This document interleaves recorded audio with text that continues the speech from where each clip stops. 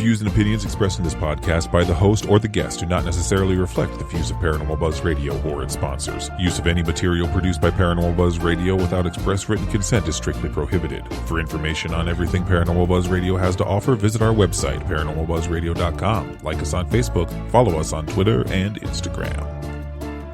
Listener discretion is advised. Hello, and welcome to Phantom Science, the podcast, where we discuss how to prove it's not just all in your head. Does the paranormal exist? If it does, how does it work? And how do we gather solid indications and data? During this podcast, we will be discussing things that many people may hold near and dear to themselves. If you feel offended at any point, just take a deep breath and think about the thing that offended you. Because we will be playing the role of the recently declawed Office of Devil's Advocate. So sit back, relax, and enjoy the show, and thank you very much for listening.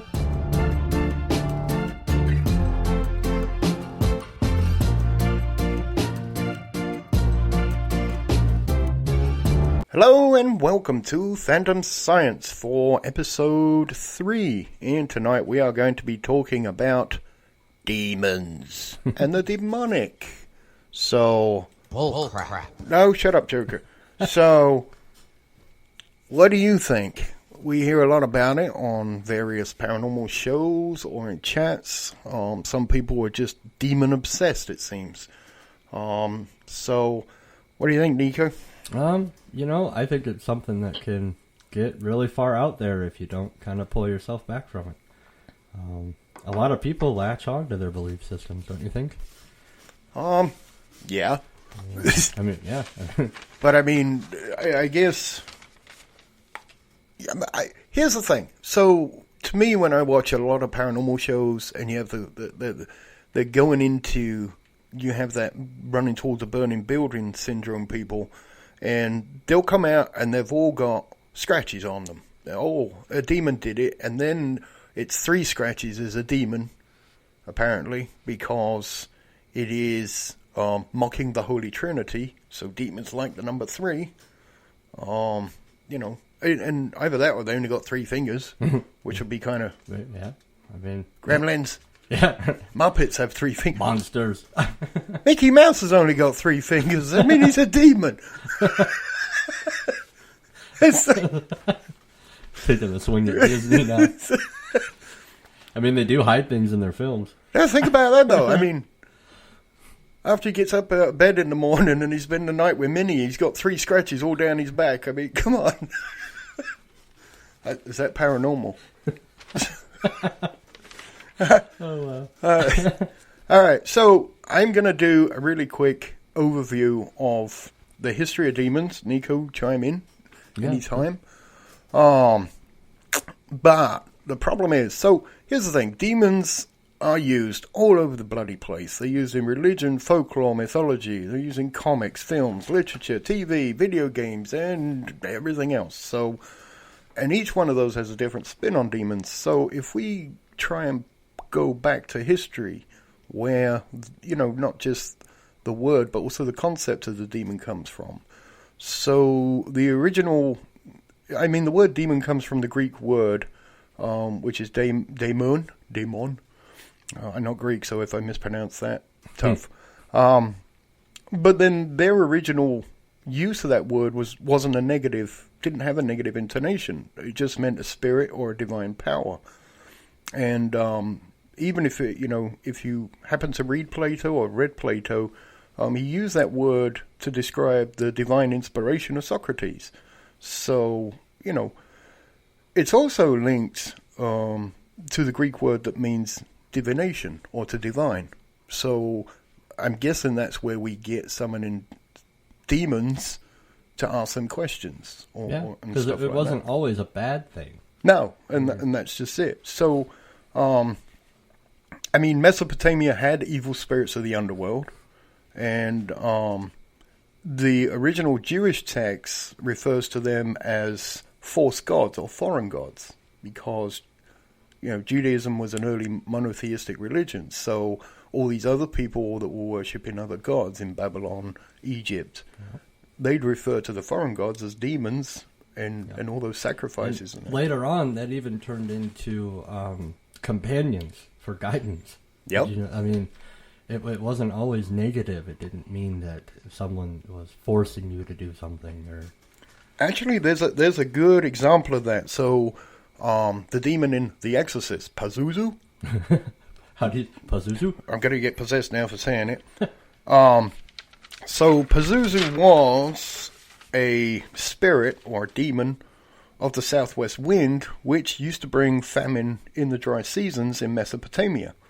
So he was, and the southwest wind comes from the Arabian desert. So he was considered an evil spirit or a demon because he caused famine. However, they find lots of Pazuzu amulets, and it turns out that they used to wear Pazuzu because when he was invoked, he would combat his rival evil, Lamashtu, who was believed to cause harm to mothers and children, especially during childbirth. So you'd summon one evil being to fight another evil being. Which, I mean, to my mind, if you think about it, let's say there was a demon that caused gangrene and a demon that caused acne. Yeah. Wouldn't you want the demon of acne to fight the gangrene demon, and then I'd rather have acne than gangrene? Yeah. Yeah. I mean, to me, that just doesn't make any sense. It kind of does to me. But It definitely comes from a time where, people latched on to stuff like that. I mean, they had reasons for everything. I mean, even when, they used to blame gods for everything in a way too. Still do. There was a god of everything. Hangover god, my favorite. So, and here's the other thing. So if we go back, still covering kind of the history. So, the other thing that Jewish law attributes them to later on is the children of Lilith, who was Adam's first wife, but got kicked out of Eden because she wouldn't submit to Adam. It's like the first ever woke movement. And then power to the women. That's hard to do a Me Too movement when you're the only woman. It's like me only, So I'm not going to take it. So she got kicked out and became the mother of demons. So I don't, here's the thing. Now, going back to Pazuzu and the protection of women and children, or mothers and children, Lilith was also blamed in the medieval times for cot deaths. Which is, if you look, so you get the idea of Lilith, but then you look at who Pazuzu was fighting, the names are extremely similar, their area of influence is extremely similar, and also that's where we get the word lullaby, which means Lilith go by. I knew that. Yeah, so you just sing a child to sleep and Lilith buggers off and doesn't let it die a cot death. So, the power of song. So, anyway, once we get to the New Testament, that's where, there were ideas of possession, but that's where possession is introduced big time. There are 63 times in the New Testament where Satan or fallen angels or demons possess people. That's where it really starts to kick off. Yep, even in Jewish law, it was extremely seldom, and then in the New Testament, it really kicks off. If you think about that, that's when people really started kind of connecting things to a religion. Honestly, yeah, it was huge, and if you didn't agree, there was something wrong with you. Yeah, you were used as kindling. Yeah. So, and then if we look outside of our Western culture, so Hindus believe not so much in demons, but they do believe that there are spirits of bad people that are waiting to be reborn because they can't be reborn because they were so horribly bad in the last life. They just wander the world causing mischief. Yeah. And then here in North America, the North Americans believed in possession. They believed in the Wendigo, which possesses people and causes them to become cannibals. So, there you go. So the idea of possession is, being around. And demons, believe it or not, though, from what I've studied, weren't in the form that most of the ghost hunters go, oh, it did this and it scratched me. I mean, that's just all new modern pop culture stuff. It is. It kind of grown from there. Honestly, a lot of that stuff, a lot of cultures, a lot of demon incidences really came along as the Catholic faith kind of came along. Yeah. Really. Yeah. And you know, there's a quote. Actually, in Italy at the moment, there is a tenfold increase in possession cases, and the Catholic Church are pushing out more and more exorcists to combat this. And we have, hang on a moment, let me find this quote. So the Catholics exorcise, they use the Ritual Romanum, section 11, which uses the power of Christ and the Church, but not the power of the priest to exorcise the demon. Father Gabriel Amore quoted, and he used to be like head honcho of the exorcists, he said, when faith diminishes, I'll say that again, when faith diminishes, superstition grows. And I think with the early religions, that's it. I mean, they didn't have reasons for things. No, they didn't. I mean, to it, like you just said, it does. I mean, as your faith kind of diminishes, or you know, as you have less and less to back up what you believe in, because some people they do start out really heavily believing in this, and then they go through it and it just falls. You know, yeah. Well, perception's reality. Kind of. Because I think exorcism does work, because whether the demon's there or not, they believe they're possessed. Yeah. And that's what they believe will help. Exactly. I mean, yeah. It's, you know, placebo effect. So I've got a demon, therefore I need an exorcism. I get the exorcism, I'm fine again. Right. The caveat in that is, what's really cool, it's kind of like a get out of jail free card, because like, yeah, all those things I did, it wasn't me. Yeah. It's displacement of guilt. And thank you for helping me. Yeah, and now I'll be good from now on. Yeah. Sorry it took Unless 18 it happens months. again, I'll... You know. Yeah. I'm sorry it took 18 months to exorcise me. Well, and there actually are some cases where, you know, the exorcism did not work, and some of the problems with the person did stay. That, you know, then they were just claimed to be unhelpful, or they didn't believe fully. That was a big one too. Yeah. Where there was nothing that could be done for this person. Sorry. And, Yeah. and even those problems escalated even until they died. Indeed. Yeah. But, I mean, that was fine before we had modern medical science. Yeah. I mean, if you don't know what's wrong with them, you think it's a demon because that's all you got, that's fine. But today there is still that kind of behavior in certain belief systems. And when you get people that tell you that, oh, it's because you're possessed and stop taking your medicines, that doesn't work, you're possessed, and, you know. Now we have studies, we have equipment, we have medicine and therapies and things that can help you, whereas back then, it didn't. Some of these illnesses weren't even recognized, and you were, possibly even killed or banished for being different. I mean, even something as little as like OCD, unmedicated or unhelped in any way, not understood, wouldn't you be secluded? Well, you probably wouldn't get your dream job. No, not at all. And especially in times I'm going to be a carpenter. Ooh, puppies. No, yeah. I mean, people just thought you were weird. Yeah. Or they thought something was wrong with you. Or you'd end up being the town drunk. Yeah. Yeah, because think about it. I mean, you weren't accepted. So, think about that status of life. You have no friends. People make fun of you just for being who you are because it's unexplained. Be the village idiot. Pretty much. Yeah. Yeah. Hello, boys. And Has anybody seen my turnips? And that depends on who you were. Maybe you were fat and ugly, and you're going to get made fun of. But if you were 6 feet tall and 300 pounds of muscle, okay, he's dumb, but he can fight. We'll leave him alone.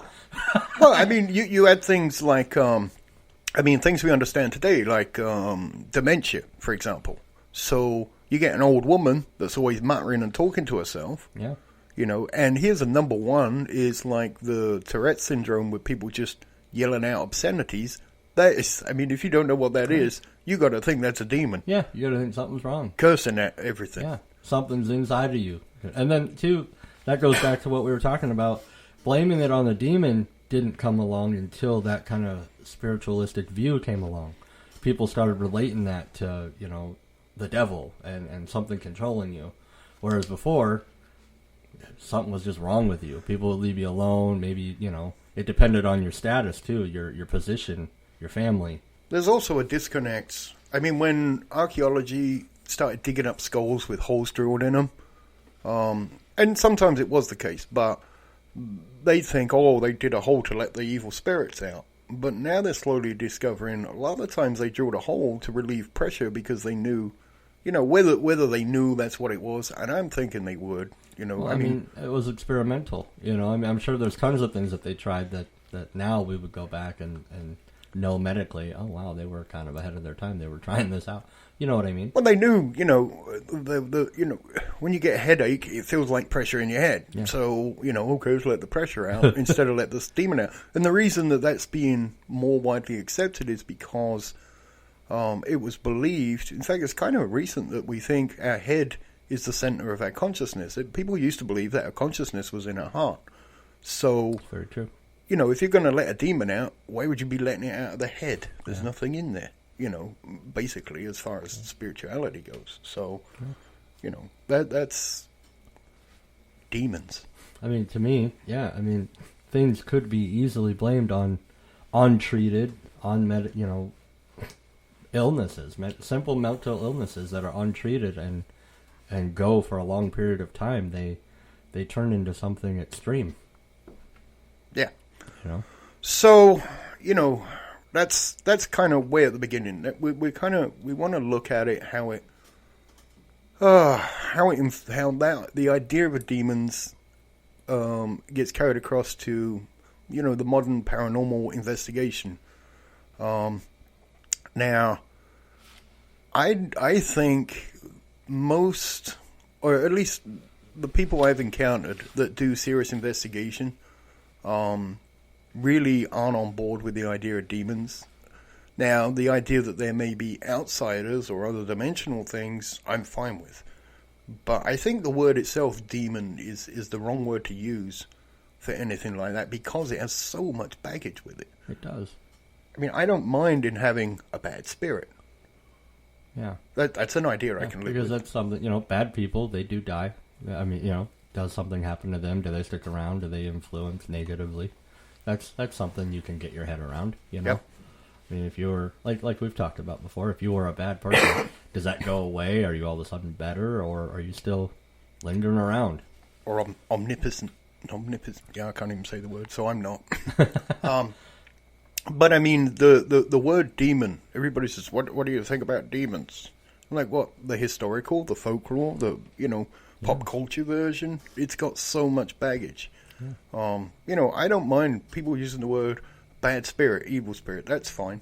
It sounds kind of shamanistic, but it's more descriptive. As soon as you use that word demon, everything comes down on that. Yeah. All the, from The Exorcist to Pazuzu all the way.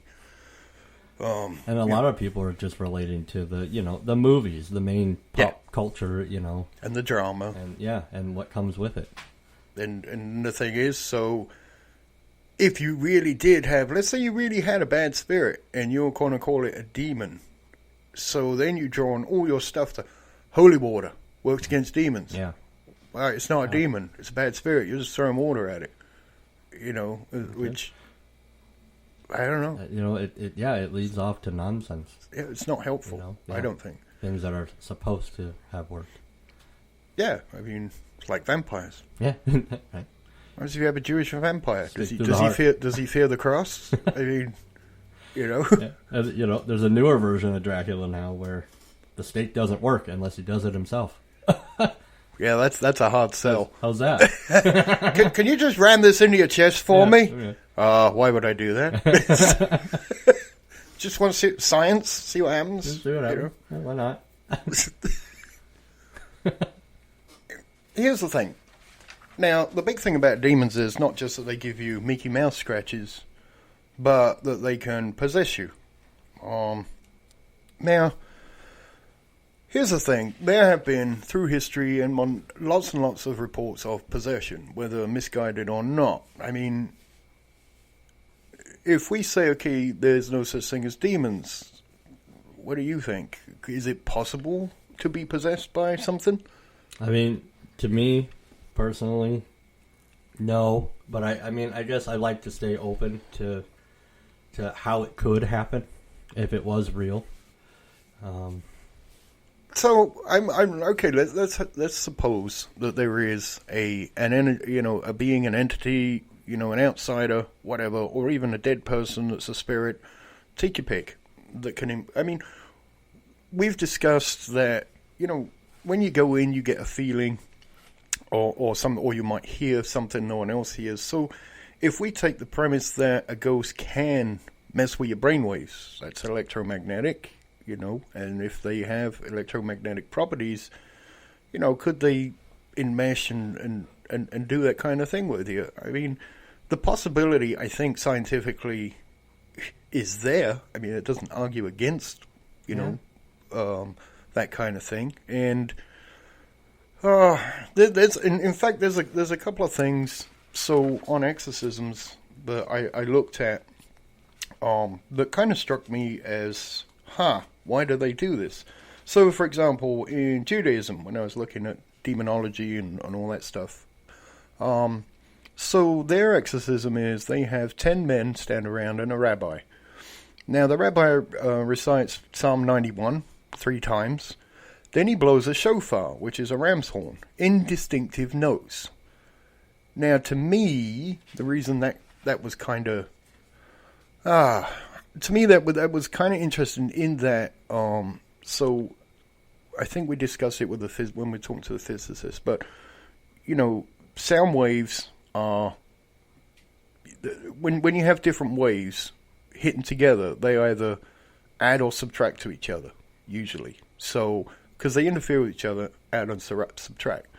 So if you think about it, if there are certain energy waves, does the sound waves in those distinct notes interrupt or interfere with that? I mean, to me, it's far-fetched, but it makes more sense than,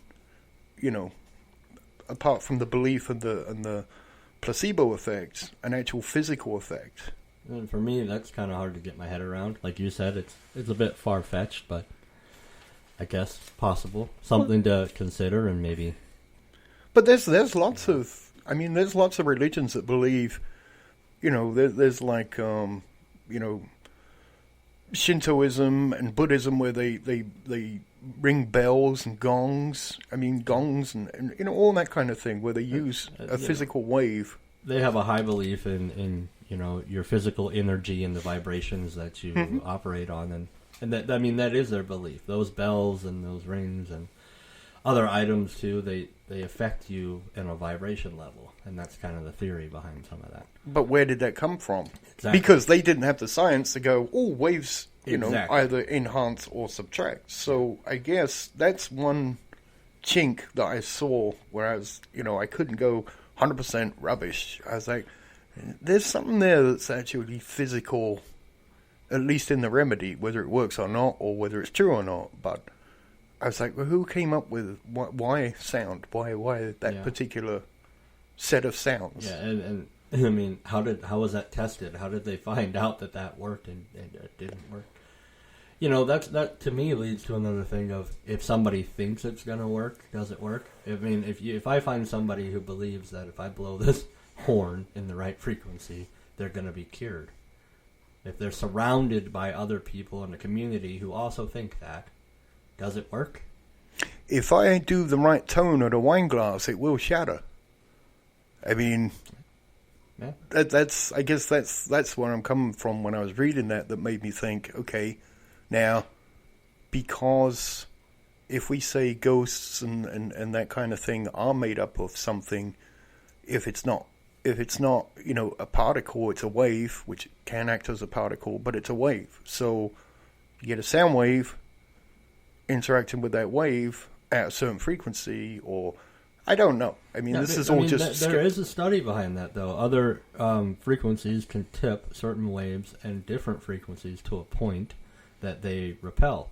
So, I mean, if something was interacting with you that way, and that sound or frequency repels the negative wave or frequency that maybe a spirit is using, does it work? I don't. There was also a study in, I think it was Cambridge, the effect of very low waves. And there was, in a laboratory in Cambridge, people went in there and they saw ghosts and had heavy feelings, all the predictable things of haunting. And they took that and said, is this lab haunted? And they tested everything. They found that one of the fans in there was emitting a very low frequency sound that you can't hear. And when they took that fan out, all those symptoms went away. Really? So I guess that's the thing of, sound. It's a sound wave. It's low. It's a very low sound wave, but it's a wave that affects your brain patterns. So that's where I'm coming from this. If they do exist, if possession is a thing, and you're trying to figure out, okay, get rid of all the folklore crap and the Mickey Mouse scratches and everything else, then what is actually really happening, scientifically, what's possible. So, and that brings up a couple more questions for me then, is if that was how it worked in that belief system, right? Because we're talking about a whole different culture.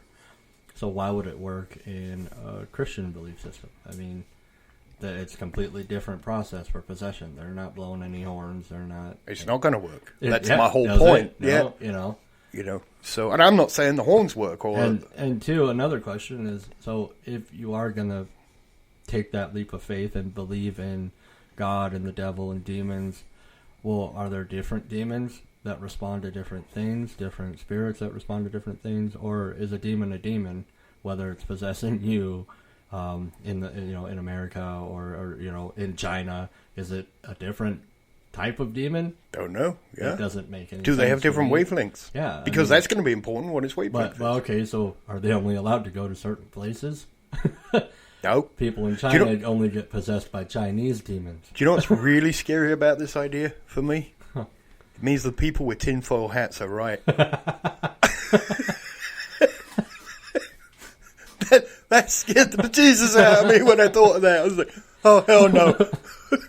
So next time we go ghost hunting or investigating or whatever it is we're doing. We need to fit it into our Phantom Science hat. Yep, we're going to have... Nobody will know. Lead-lined Phantom Science hats, and we'll be fine. Custom made for $22.50 if you're... Lead not included. So I mean... Oh, man, that gives you a lot to think about, What is this nonsense? Shut up, Joker. I agree. Help me. Hey, we should lead line this computer and stop him getting in. It's pseudo. I mean, Phantom Science. So, anyway, I mean, that being said, I mean, people that are possessed, some of them, I guess, do suffer. But, I mean, there's also... So, the thing I like that works the most about the Catholic exorcism is that they make them go see a psychiatrist first. Yeah. Which I think is... Well, that's not so bad, is it? I mean, you're trying to kind of weed things out. I mean, it could really be something untreated, that's gotten out of hand. Yep, and it seems to me that they do that because the psychiatrist either treats them or they don't, and if the psychiatrist really can't treat them, then they're going to go for it for the placebo effect. They're kind of like the last line.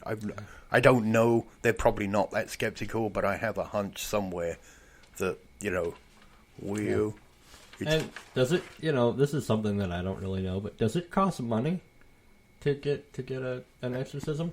Not that I know of. Has anyone ever charged for it? Yes, we can help you. May cost you your immortal soul if it goes horribly wrong. We need you to sign the deed to your property over. Yeah. if it works, you don't have anywhere to live, but we got the demons out. I give my vegetable garden to the Catholic Church, and the Vatican can grow garlic. So, and then I guess the next jump... So, being possessed and that, it's a very modern idea. And I knew we were going to hit this subject eventually. I just wasn't sure it's going to be in episode 3, but using the Ouija board. Oh boy. What? Oh boy. What? You don't... What's that oh boy for? I mean, I've used one. Was it good for you? No. No, it was very bad. No. Why? Why is it very bad? It was good for me. I messed with my friends a little bit, so that was fun. Your friends what? I kind of when they were getting into. Oh, he's Ouija board. Yeah. Okay. I kind of moved it around a bit, and I was playing with them. And then I told them later, I was like, "That was me, guys. I couldn't handle this. Like nothing was happening." Well. The thing is, the Ouija board as a bad portal, and, you hear him all the time, Ouija, stay away from it. That's only been true since 1973, when The Exorcist came out, and poor Megan played with the Ouija board, contacted Captain Howdy, and it all went south. Before that, it wasn't that bad. It wasn't a thing. Because... I guess there was different versions of it, but not really. Not really, yeah. Here's something to put it into context for you, okay?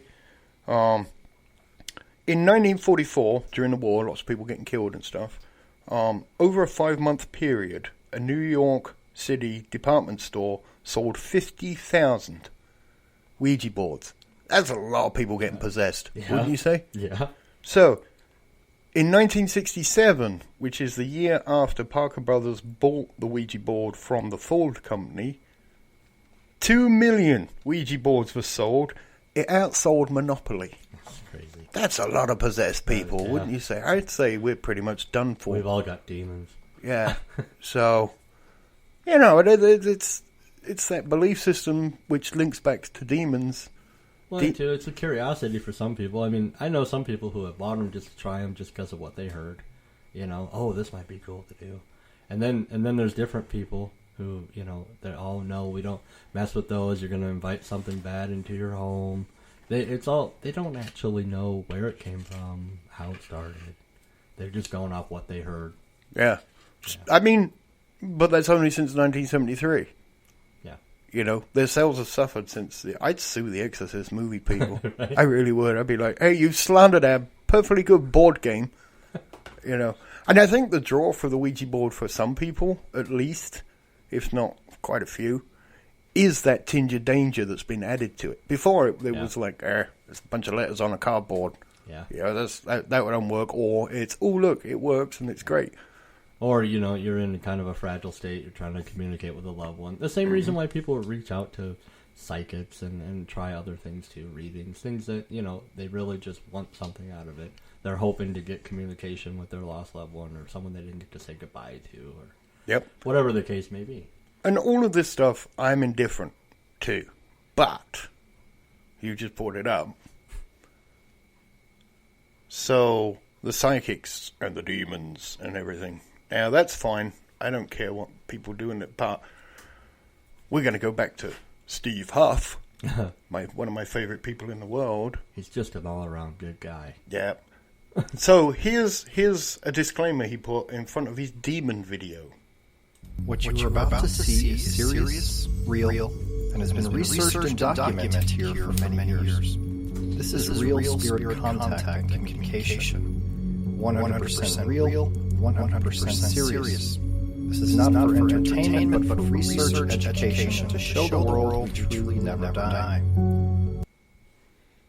Real. 100% real. 100% real. Proven. Mm-hmm. That is just wrong. Yeah. And, that's what annoys me. I have a problem with just about anybody who says they're 100% right anyway. With no open possibility to, admit they're wrong or I could be wrong. I'm always right. Are you? In my mind. 100% of the time? In my mind. No, you're not. I try not. I'm not. I try not to influence people in that kind of, vulnerability or what have you. Yeah. It's the most I ask of people is step back, look at it again. and think about it. Be open. Well, open but objective. Yeah. I mean, was it Terry Pratchett quote? The trouble with having an open mind is people keep trying to put things in it. Yeah. You know? Yep. Or It's true. there was one from the old war game Warhammer. It's like an open mind is like a fortress with its gates open. Yeah. I remember that one. Yeah. So, anything can come on in. Yeah. What's the point? Yeah. So, demons to me are used as a scare tactic. Have been used by a scare tactic, especially in the Middle Ages by a church that was exercising power. For example, if you don't do what we say, you're going to have devils with pitchforks up your butt. Yeah. Red hot ones too. Sure. They got some imagination. One of the biggest things with possessions is the opener is you have to accept our God into your heart completely. If you don't, it will not work. That is the beginning of the process. Which I guess that's my problem with religion altogether, is that the main religions are all exclusive. I mean, basically, believe what we tell you, or you're going to go to hell. Yeah. And I'm like, that's a little bit exclusive, isn't it? I mean, that's not right. And it's I don't. Oh, but he's a loving God. Okay. It's like, all right, kids, you live by my rules under my house. If you don't, I'm going to set fire to you in the garden. But I'm a loving father. That doesn't work for me. Gave you a chance, didn't I? It just doesn't work for me. Believe in me, it wouldn't happen. Yeah, here's my next question. With demons, this is a philosophical / theological question that I have, is it gets touted a lot, the difference between us and things like, and angels. Like, God gave humans free will. That's why we sin. God give us our life. And that says indirectly that angels don't have free will. We do. They don't. That's one of the big differences. So they don't have free will. Which then begs the question, how come Satan could rebel and all the angels with him? If they don't have free will, then that's planned. Yeah. And it just doesn't make sense if you start looking at it. It's like, we have free will, they don't. Not at all. Well, how can they rebel if they don't have free will? So where do demons come from? Maybe Satan was God's experiment in giving angels free will, and it went wrong. I think that if there is one, I like the idea that he's God's prosecutor. Yeah. He just like, right, you. Yeah. You're about to get prosecuted. Yeah. You just pick one. Yep. You are the Punisher. Yep. Let's see what happens if we really fuck your life up. I mean, everything starts with a test model. Trouble is, though, Mickey Mouse scratches aren't fucking my life up very much. Not much of a test, is it really? It's like, oh man, I'm going to have a rash. I'm going to break out. You know I'm allergic to demon scratches, right? You haven't eaten peanuts, have you? You're ridiculous. Oh no, the demon of peanuts will scratch me. I'm allergic. So, moving on. Are we? I don't know. I'm trying. It's just I can't. I try and I do take it seriously. I mean, the theological end of it, but the modern day people and their demon obsessed thing. If they said, okay, evil spirits outside us, I can engage with them a lot better than when they go, it's demons. Yeah. 3 scratches. Look. Ooh. And the people who say it is true, it's happened to me, or something like that. They really they try to jam it down your throat. And and that's fine. I can't get with that. Something happened to you for you to have that strong of an opinion, but, usually when you're that far down the road, you're wearing blinkers. You're not going to step back far enough and go, oh, I might have been mistaken, Maybe I walked past a bramble bush, Yeah. It's... It has a lot to do with, I think, honestly, everybody's conditioned differently. The way you were raised, what you're brought up around, what your family believed in. So many things factor into how you get to where you get to and what you accept and don't accept. You're getting into Richard Dawkins' country now. It's true. You haven't read into those, have you, Richard? A little bit, Dawkins? actually, and it is true. It's the Dawkins and Hitchens thing. There's a lot of theories behind it. I mean, think about it. There's tons of things that affect you as you grow that really do kind of think pause. It kind of brings you into what you believe in, what you allow into your mind. Yeah.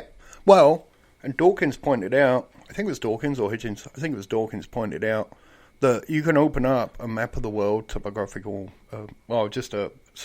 map of the world, and you can overlay the religions of the world on top of that, and you'll find all the religions in big old groups. And he says that's that just pretty much proves you're not your religion is given to you at birth, basically. I mean, kind of. I mean, especially in some structures. You know what I mean? Because if it wasn't, they wouldn't be all glopped together like that. And I mean, honestly, the reason why I kind of lean towards science and science looking into why things happen and actually trying to find reasons behind them, not just going off of a belief system, is I didn't have anything like that pushed on me when I was younger. I was free to believe in what I want, and as I ran into questions, I tried to figure them out myself. Well, I went to church schools growing up. I went to, from 4 to 11, I was at St. James, and then from 13 all the way till I came to America, I went to the Bishop Stopford School. So I was in it up to our ears. Yeah. But the reason I went to church schools, my parents said, not because they were religious, just because it had the better education than the public school. Makes sense. Or what you guys call public school. Yeah. And, and I'll be honest, the school I went to, yes, we had to go to church. We had nuns that smack you with sticks and stuff. Yeah. The classic experience. Yes. But we also had, the chaplain was a monk called Father Lowry, and he was awesome. He used to eat beetroot sandwiches, which is kind of horrible to watch. But the thing is, you could talk to him about anything. They weren't strict, oh, you're going to go to hell. I mean, we used to talk to him about, we started playing Dungeons and Dragons back then when it was a new thing. And we go in and we go, hey, we read this about that, all kinds of, demon stuff. And he'd talk. He could just talk. Yeah, and he'd be fine. And see, if that guy wasn't there, how would that have affected you? If you had gone to somebody else and they just filled your brain full of, that's the wrong way of thinking. And Church of England's always kind of, Eddie Izzard said, always kind of like loose-armed. Hello, how are you? That kind of thing. So, and the education we got on religion at school, you'd think, if you look at like the evangelical stuff in this country, it'd be like, oh my God, I wouldn't last 2 minutes. But there, I mean, we learned every religion, and you pretty much, and there were Muslims going to the school. I mean, it wasn't just because it was run by the church. They didn't, shove it down your throat. But getting back to demons, because we're kind of getting off topic, although... I mean, a little bit, it relates to it. Demons and religion are so closely entwined. I mean, it's hard to talk about one without the other, and I'm trying to keep it to the modern demons. So, we have things now, people now called demonologists. What do you think? I don't know. I think it's just like everything else. People start devising their own theories, and I mean, demonologists, what is really backing? Is it really a theory, though? It's not. It's not a theory. That's where I was kind of going with it. Is what's backing them, other than... Is it folklore, you think? Yeah, their belief system. Something that they've built up over time, in my eyes. I mean, you can take many, I'm going to use the word theories, but, you can take what you want from what's out there and then kind of go your own way with it. You can. I engaged one... Oh, I can't remember. It's got to be a year ago. And we were talking, and the kid was like 21, and I'm a demonologist. I'm like, really? That's interesting. And I started discussing demonology with him, and the politics of demonology in detail. And I was getting my information from, there was an article called The Politics of Hell in Best of the Dragon magazine. Volume 3 came out in the 80s, I think, early 90s. And I remembered all this because it was a really fascinating article on its own. Pure fiction for the game, but how, Satan got kicked out, Beelzebub took over, and then Asmodeus took over from him, what they were all, Asmodeus was, the devil that was in charge of diplomacy, all that kind of stuff. And, I remember most of it. And and he was engaging fully, as if it was real. Really? And he was just going with you. Yeah, and he was agreeing with me and clarifying a couple of points that I'd gotten wrong and all that good stuff. And I was like, and I'm thinking my whole self in the back of my mind, I'm like, oh my God, really? That's And crazy. you know, but if It's just made up. it is, Yeah. I knew that. He's just going with what you feel and what you think. And I'm sure, you know, I once again, it sounds like we're attacking them. I'm not. If you're a demonologist and you have real reasons or whatever you're getting it from, Yeah. you know, then put it in the comments. Tell us where to look if we're looking in the wrong place. But if we're discussing with you from a D&D magazine... Well, that was just that one guy. It, You know, I'm not saying all of that's them. crap. I know, that That one is guy. complete made-up crap. Yeah, and I mean, I feel the same. Like, it would be great to maybe even have someone live on the show or something like that and discuss, Yeah. you know, theories. I mean, I'm always open. I mean, I wish people would post more comments or anybody wants to be on the show that has a background, you know, and it's not scared of being, you know, cross-referenced. I mean, I'm not going to... Yeah. I mean, tell us what you think. We want to. This is, to me, the point of this podcast is to discuss and grow together and maybe just pass on some knowledge. You know, so if you think something we're saying is wrong or you don't, you know, let's talk about it. Pick up the habit of thinking objectively. Is a nice habit to have all through life.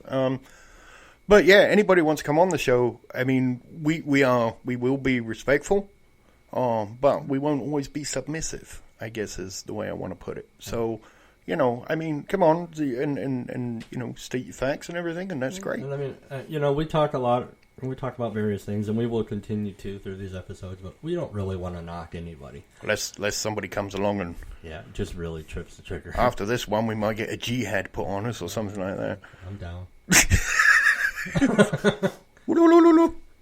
Can't affect me. I got a tinfoil hat. I got lead in my head. But no, I really, you know, I want to talk to more people and get comments and you know, discuss things more openly. Step up your game, listeners.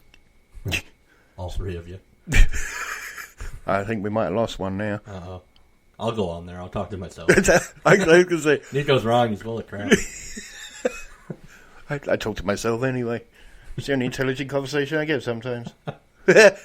I'm self-employed, so it's a business meeting. Yeah, there you go. It's a write-off. Take yourself out to dinner. So, yeah, I mean, I just worry that, you know, with the popularity, and we'll be doing one on probably after our... So next week is our live show. Yeah. So there we get to face anybody that, you know, wants to come on and yell at us. I mean, you're more than welcome to. Please do. And ask questions. That'd be great. You know, interact as much as you can. We will face the music next week of anything we may have said. So, well, not may have said, we did say it. There's proof of it. Online. People can download it. Delete. So, yeah, we'll be live next week.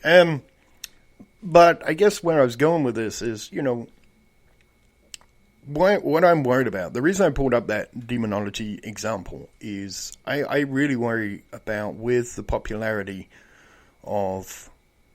That's where I was going. The one after our live show is going to be about being popular. Yeah. Or doing research and investigating. That's a great topic to cover. Is what our next one's going to be. Being popular, you know, you appeal to a certain crowd. And then, you know, like, for instance, us, when we see certain shows, not going to mention any names, but we look at it and go, you're crap. Or not. You mean Ghost Adventures? I didn't say it. Allegedly, it's Ghost Adventures. I can put allegedly in there. They can't sue us, maybe. All right.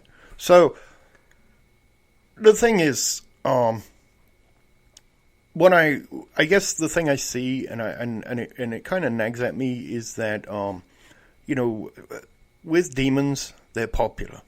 And, you know, if we step back and go, oh, wait a minute, we're just going down this rabbit hole that's been gone down for about a couple of thousand years, if not longer, you know, let's just pull our heads out of it and take a good hard look at it and go, well, hang on, how does it work? I mean, if it's true, how would that work? How would it actually work? It's got to, at some point, work on a physical level. Yeah. And why does it work differently depending on where you live or what you believe in? Yeah. How does that make sense? Yeah. So, you know, things like that. And I'm afraid, like, you know, many of the modern paranormal investigators / ghost hunters, they it's drama, and it gets views, and Yeah. the consequence. That's the word popular, you know. Well, but there could be consequences of some people watching that and taking something that's happening to them and then applying demon to it, and then they're going off in a horrible direction that they didn't really need to go. Well, there is consequences to it. I mean, like we were just talking about in the interview with the physicist. You know, the reputation behind it is not taken seriously in prestigious schools or by, you know, prestigious people. They're not going to take you serious. So then if we want to move this field forward and continue in a way to actually prove what we're talking about or what we believe in, we need that kind of backing. It would be helpful, It would yes. be very helpful. You know, if we could... Hey, do you think I'll get 5 minutes at CERN to smash some atoms together so you might find some ghosts? Come on. Excuse me, just turn up the clipboard. This is my 5 minutes. Piss off, Sheldon. So, But, you know, like you said in the interview, I mean, you get made fun of for even considering that. And maybe not fired, like you said, but you are, you're the ghost guy. yeah. You know, it's... But if you start doing demons, are you really going to... No, you're really out the door. And Yeah. if you guys, seriously, as a community in the paranormal, if you really want to get down to what something could be, what it is, the possibilities of it, you need to be taken more seriously. Yeah, we don't need demons gumming up the works. And that's It's a bad word. That's part I of what mean- you brought up is it's getting too far out there. It's getting too popular. Reel it in. And for people who are really trying to take this serious, you're ruining it. Yeah. Joker, what is it? It's pseudo. I mean, phantom science. I guess I can agree with him there. Yeah, well, no, it's not Phantom Science because that's us and we don't do demons. So, anyway, what else can we add to this thought? I mean, honestly, we could probably do 3 bloody episodes on demons, and I'm sure we'll revisit it. But I mean, here's another one that I run across on my notes.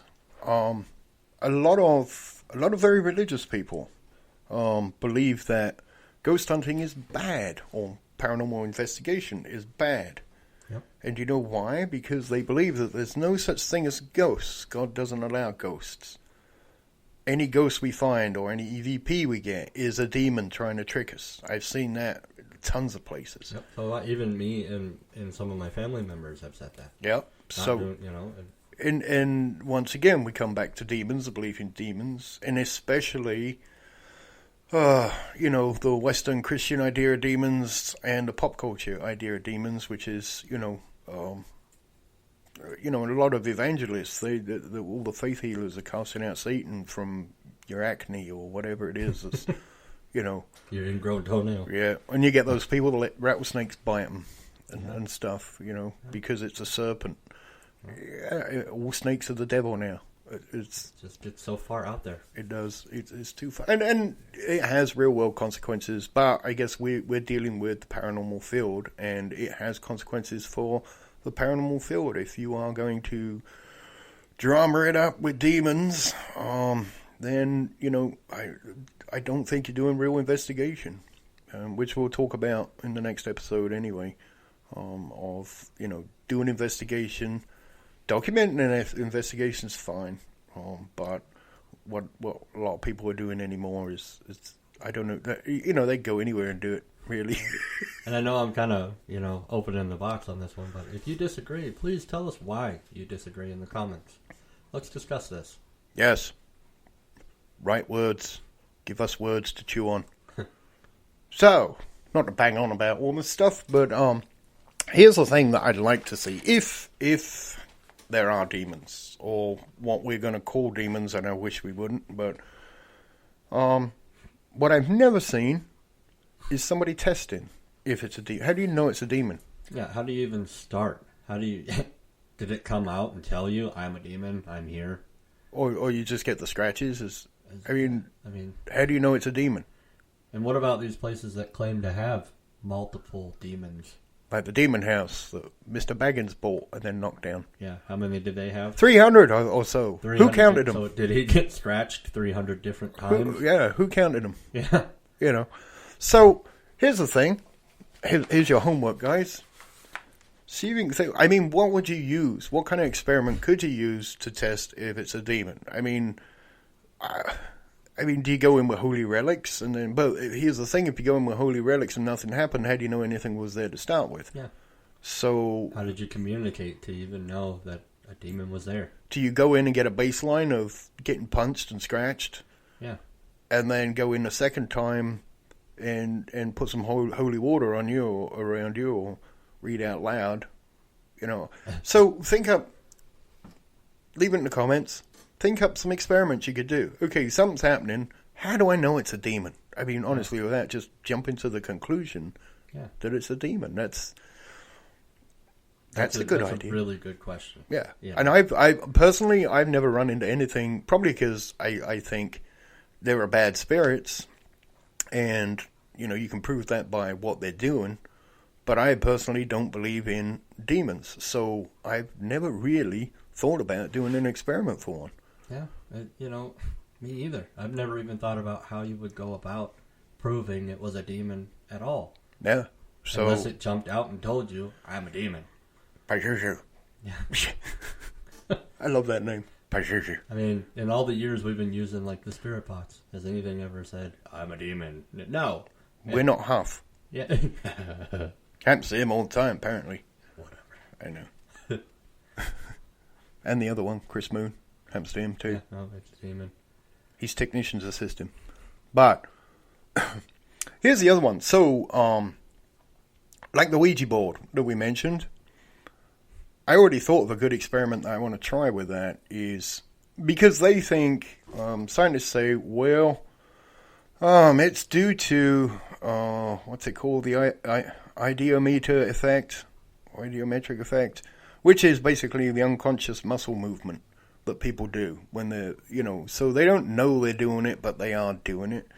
Now, a good test for that would be get all the letters of the alphabet, cut them out, lay them out, but not in the order of a Ouija board. And then if you really want to test it, flip them upside down so you can't see what letters they are. Yep. If it goes to a letter, flip the letter over. Yep. Then you know it's not you. You know, because otherwise, well, the other excuse would be, well, the, you know, spirits can't see the letters now. Yeah. That's kind of like the experiment we did with the note cards. Where, you know, we can't see them. Yep. It takes a lot off the table. Yep. What is seeing them? How are they coming through this radio now? There's another one. Just blindfold the person. Yeah. Just sitting at a Ouija board. Yep. You know? So, I don't know. Think up some experiments.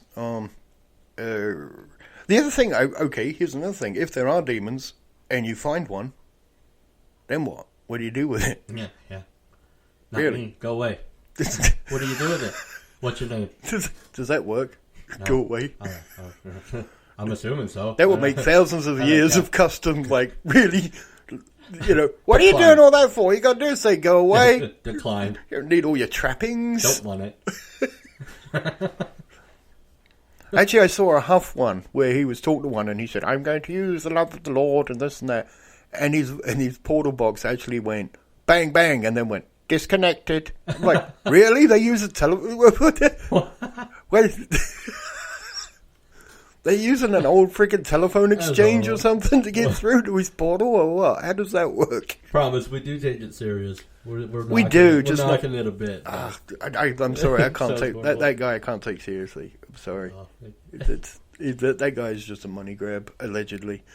So, but hey, if this gets popular enough, maybe we can have those types of people on, and they'll never come back. I was just saying that'd be. I would love it. I would love to talk with them. Seriously. Be a 5-minute episode. I don't even care. I'd get my wallet. I know. I'd get. You know what you get though? You get.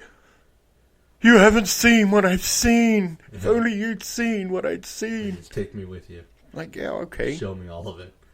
Yeah, I mean, you know, come to the secret lab. We shall do experiments. You know, so. All right, we're going to wrap this up. And you guys have your homework. Think up some experiments. In fact, the best thing is actually do the experiments as well. Don't just think about, you know, and get out there in the field. There's going to be a bunch of people doing random stuff to their local homeless. You didn't see it on the news. Someone splashed him with water today. What happened? What did I do to you? You're an alcoholic because of a demon. I'm going to put holy water all over you. Phantom Science said try it. Could I have a beer now? Be like Rufus the guinea pig. Rufus the guinea pig bum. So anyway. So figure out some experiments that don't include homeless people, and go away now. Find me a ghost. Bring me evidence.